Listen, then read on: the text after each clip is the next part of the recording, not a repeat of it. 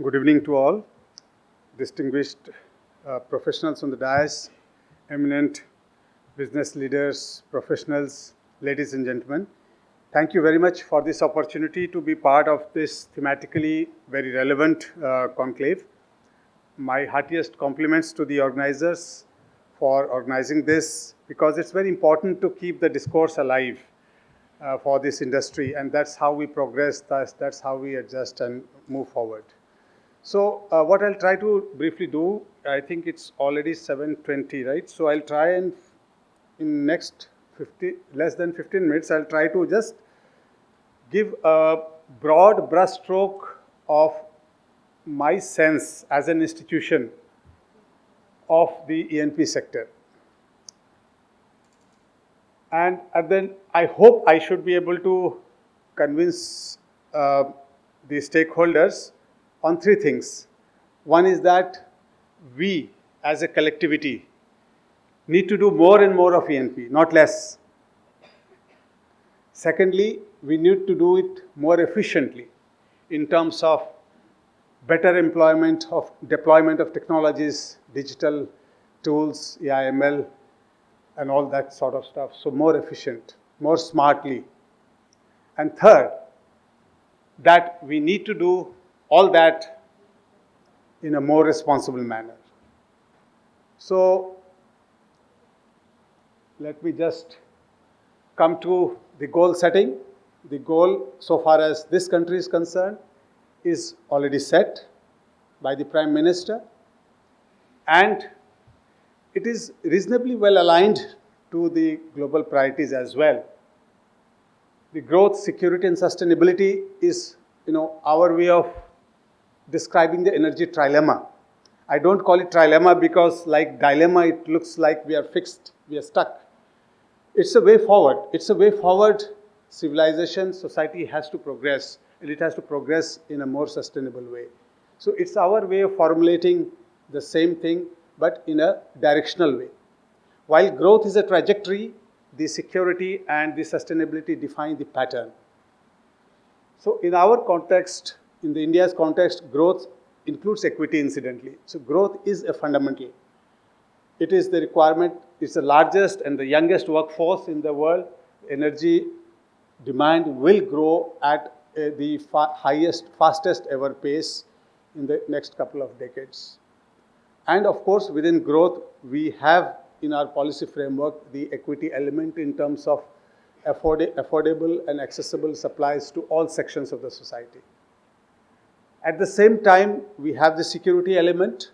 We don't want to be at all caught napping and with so much of geopolitical learnings behind us. And certainly, India's age-old commitments to environment will continue in the new present context with very high compatibility and alignment with the environmental goals. So, just to see that, why I said we need to do more of E&P, because if you factor in that growth in 2030, we are at, globally almost the world share will be 44% in hydrocarbons. I have slightly taken the liberty of modifying the source BP and others by combining oil and gas, because we need to look at hydrocarbon as one commodity, at least for the present. So we are 41%, and that 41% is of a much larger cake. It's not, the graphs are not comparable. So clearly, there is, in terms of volume and value, there is much more to be done, at least in the next 3 to 4 decades in the E&P sector. Now, does that mean the same pace will work? No. Does that mean the same pattern or the same focus and priorities will work? Yes and no. No, because some of the focal areas will remain the same. The production enhancement, the efforts, particularly those companies here who have holding these 12 BTU of reserves, discovered resources, they need to look at ways and means to enhance its recoverability by enhancing the recovery factor. And whatever is recoverable, they have to look at ways and means of improving the recovery by more efficient ways of recovery. So that part of the focus on improving the recovery factor and the recovery enhancing the recovery, that with the people the companies who hold the stock, that will remain. So that is what is constant. But what is not constant, where we are going to really leapfrog, we ought to leapfrog, we have to attempt to leapfrog, is the YTF. And that YTF of 13 BTUE really requires a very different kind of a strategy, much of which was highlighted by all our eminent experts, from Mr. Balian to Mrs. Rawat to Mr. Rath. Everyone has highlighted. So it's clearly an exponential game now. And what we can achieve, and that's the aim, it's quite ambitious clearly, but it's certainly not unrealistic, and it's certainly required. So we got to really, the entire system, including government, really needs to pull up its socks and really move forward, because that's the only way, that's one of the very important ways in which you can really achieve the scale which is really required to be where we think we should be in 2050 and eventually in 2070. And this is without compromising on any of these other two verticals of security and sustainability, incidentally. So this is very much aligned with that. So we are talking right now within one of the verticals, but with absolute compatibility with the rest. So this means, where will this acreage come from? Clearly not from onshore. So this is really meaning looking offshore, which we are already doing. All the companies here, ranging from all the private sector and public sector companies here, well aware of. It's already part of the focus. I am only restating what is obvious in a particular macro context. And this is the change which has happened in a relatively short span, thanks to the senior leadership in the government, who have seen the strategic value in terms of an offshore which existed but wasn't available. 2.46 million square kilometers minus 1 million. And whatever was available, that also you could not utilize because it was so fractured. So effectively you had very little of the offshore which was really available. So this unlocking, this opening up of the offshore is one very important event. Clearly it is a necessary condition, not sufficient, but it's a very, very important step. So with this kind of a situation, now one would ask, okay, then how do we have lost so much of time, 15 years, 15 to 17 years, it has been this, so how do we, make up for the time? One possible way in which we can't exactly make up for time, but one possible way in which we can do that is really through the data route. We really create a lot of new data, that way we partly mitigate the loss of time. So this is what we have done. And we have tried to make up for the lost opportunity in terms of time through enhanced data. And I must take this opportunity to thank Oil India for taking the first plunge in the erstwhile forbidden zone of Andaman, A3 area of Andaman Nicobar Islands. They did a high-class job, and subsequently, in a much larger scale, ONGC has done phenomenal work. They are almost 90, and just another 4,000 out of 80,000 line kilometer to be completed. In the next 10 days, I think they're going to complete it. So they have been executing our projects, but it has been essentially a national strategic project in terms of generating a lot of data in a short time to make up for the lost time. Of course, the entire model of multi-client survey and all those standard tested models by our very esteemed companies here, service providers, that is very much still there. So idea is really to help them move faster forward. So essentially this is a very costly job, but it's clearly not the most valuable job. The most valuable job, as already stated, is really integrating all this data, a lot of legacy data, and creating the value out of it in terms of usage. How to use that data, create that knowledge. So that is where I think our existing multi-client model can help. Our service providers, all of whom the very leading service providers present here, I think I would urge them to use this data. This is a facilitation through public funding, but now they can step in, use their expertise to integrate the data, create value out of it, and really go out to the market to see, to really attract that. That is the end value we are looking at. So this is what we have done is preliminary, important but preliminary. So really, it is up to the service providers and the E&P players now really come forward, use that data for the end use for which it is meant. In any case, in terms of holding or kind of stocking the data, we are trying to improve the NDR, all that is going on, and I think on 7th of July we should be launching, the Secretary should be launching the data center at Houston also. So these are again, meant as catalyst, as enablers, but the real stuff, the work is to be done in terms of making sense out of the data. I think that value creation is to be done by the companies in the field. So I urge them to do that, and of course the E&P companies directly can also take it up and process in the basins and areas of the interest. This is just to give a glimpse, because this is so very recent. It has been done, I would say, in a record time. So just to give a sense how serious we are in terms of providing the necessary feedstock to the E&P industry. So this is one of the enablers. And there is certainly a lot of interest and a lot of data, a lot of appetite for this data which is new. But as I said, acquiring is not the thing. Really processing and interpreting and integrating and creating value out of it in terms of creating that necessary knowledge for going for prospective blocks is the real thing. So this is just to, again, another broad brushstroke picture. So since we have moved out, spanned the entire EZ, does our story end there? No, we are still looking ahead in terms of potentialities which might exist in the extended continental shelf. And our EZ data clearly shows a lot of thick sediment really going beyond the EZ. So under the international maritime law, we are certainly not going to leave this opportunity for our country and for the E&P industry to at least raise the curtains on the potentialities which exist beyond the EZ. So certainly we would play that role in terms of giving those important pointers and doing the preliminary work where the private sector and the national oil companies can then step in and do their work. So between Ministry of Earth Sciences, which would really formalize the claim through the UN process, United Nations CLOS process, and us who would generate that data, we are synchronizing, and very shortly this project will take off and do this. So this is just to give you a sense that the current EZ is going to again increase in terms of resource potential. The resource pool would increase possibly by another 25%. So now all that was physical or at the best physical and data. Does that itself work? Obviously no.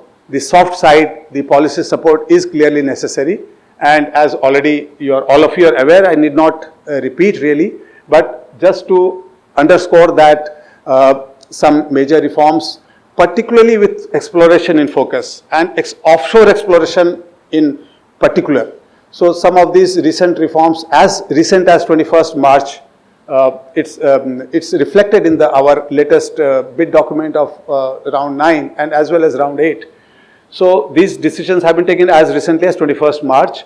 Now, this incorporates to a large extent what the E&P companies, the hardcore exploration companies and the service providers had been suggesting to us. We have tried our best to incorporate the substantive part, and you will see that this is just a very brief sketchy thing. There are a lot of details there, but I can assure you they are all very relevant and they are emanating primarily from the industry. So they cater very substantially to the industry, and the details are available. We have recently held a workshop and we propose to hold some more, including one at Houston on 6th of July to just make them aware. Recently when our team went to Singapore on 15th, and so most of the players obviously did not know. So it was a learning for us that a lot of things we are doing actually needs to be marketed much more. And so that with that learning, now we are going to reach out to more and more people.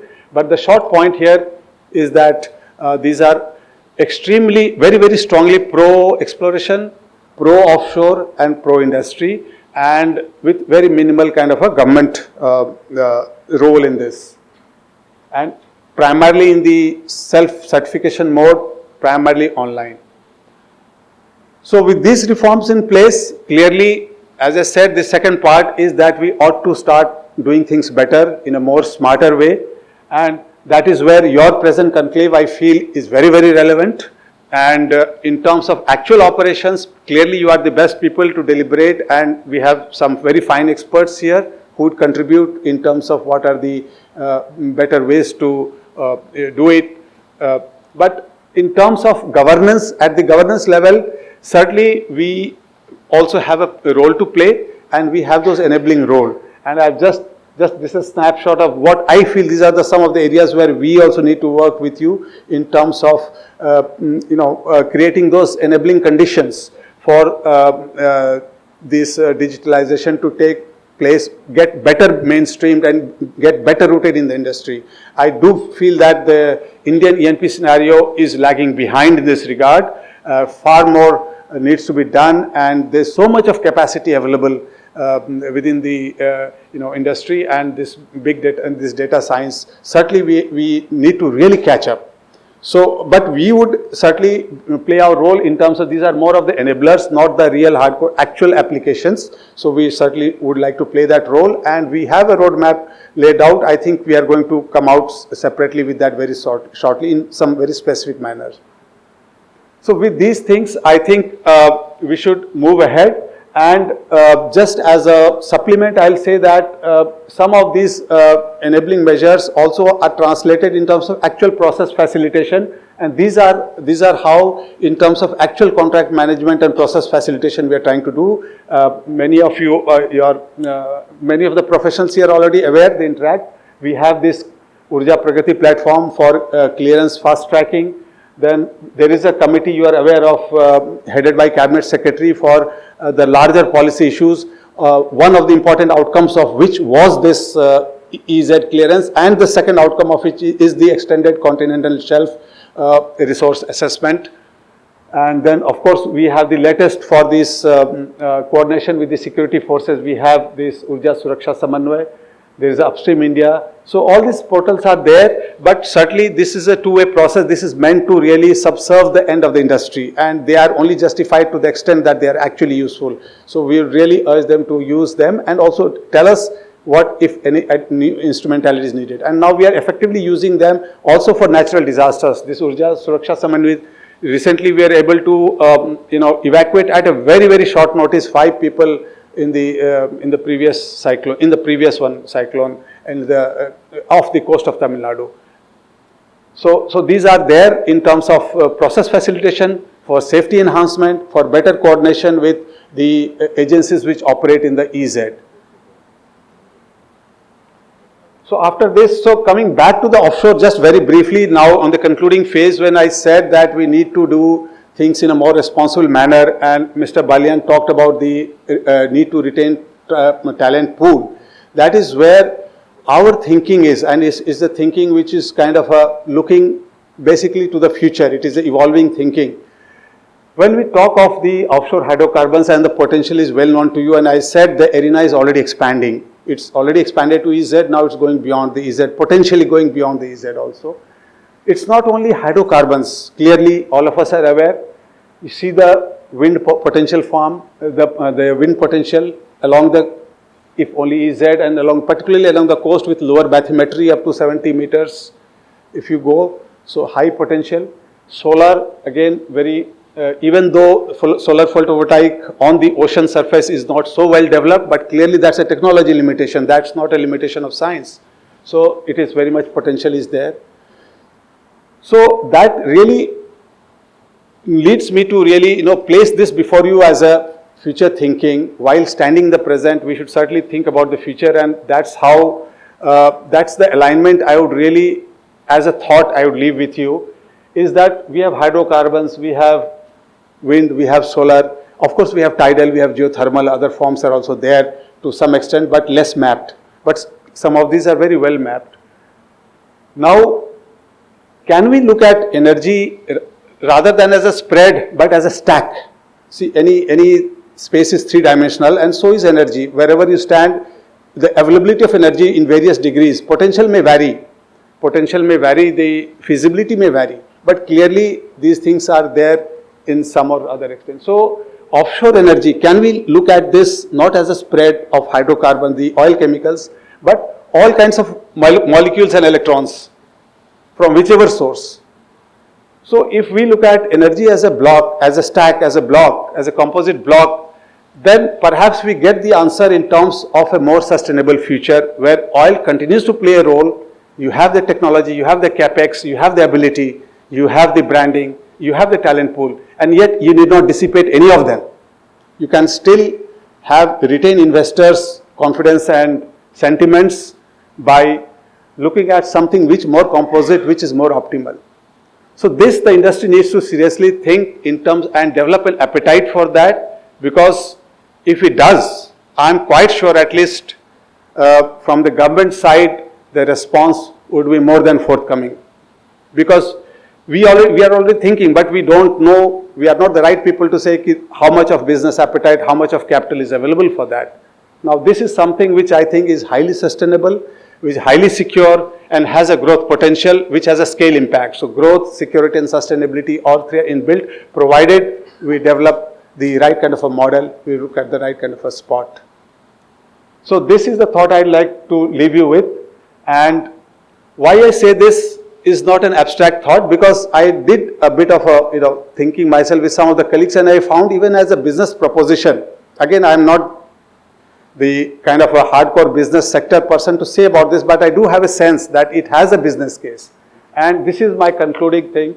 And I think this kind of integration of energy vectors, the industry outlook, I get a sense, at least I was in the CERAWIC recently, I got a very strong sense that the industry outlook overall is certainly aligned to this kind of integrated offering.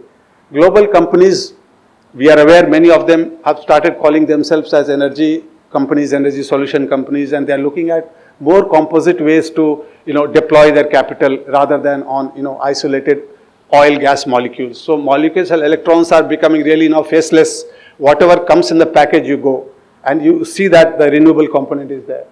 I think, and secondly, I have a very strong sense, we in DGH have a very strong sense that energy blocks and not energy sheets are more optimal from a techno-commercial and financial institutes point of view. They have a better value proposition. The financial institutions, they would have a better justification. The investor sentiments would match better.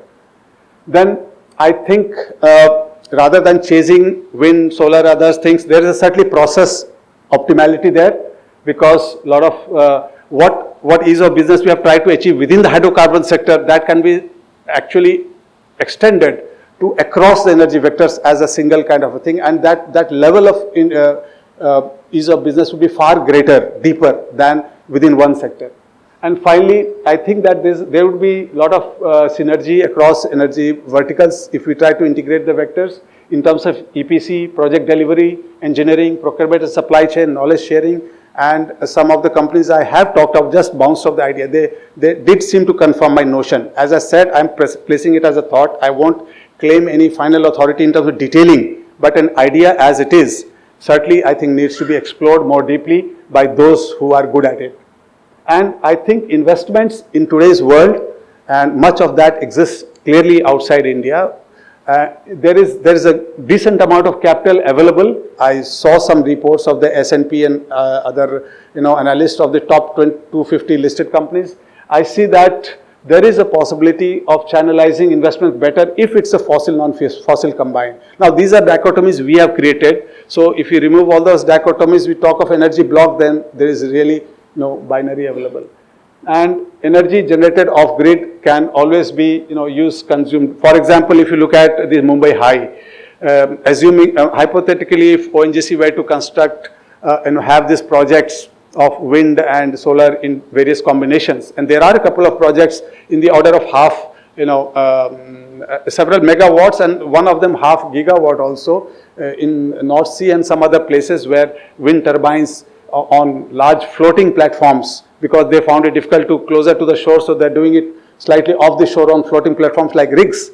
So they are able to generate and substitute for the gas consumption. So I think these are good value propositions, and it could be done even in the brownfield projects, not to speak of greenfield. And government could respond by giving integrated licenses in one go. Do whatever you want, but whatever seems techno-feasible.